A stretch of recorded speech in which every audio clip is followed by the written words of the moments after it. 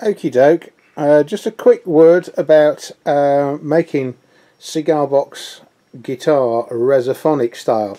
I've got one here on the workbench which is nearly finished. I'll just show you a few bits and pieces about this. It's 3-string, as you can see, laminated headstock with a setback, a la Fender, which is oak and walnut, or sorry, oak and mahogany, sorry.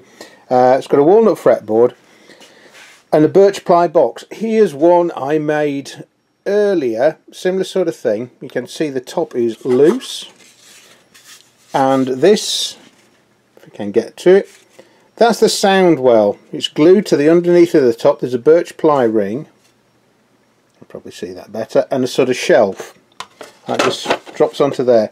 If we look at the whole thing, which is nearly finished, you can see this neck runs right the way through, and the you can see the cone, the shelf basically sits on top of that through neck. And if I just drop a cone in,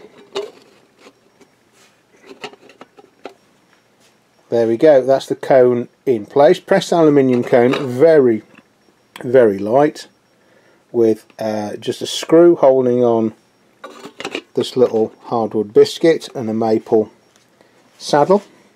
If we just have a look at the way the action, if I just actually put a rule on there, so I've got a fair bit of action there, so that'll allow me to take that action down. Although when you do string these up, the cone does tend to sit down a wee bit, compress, and I'll just loosely drop that cover plate on.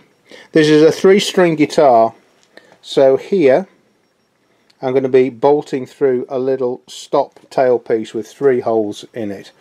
And if we can catch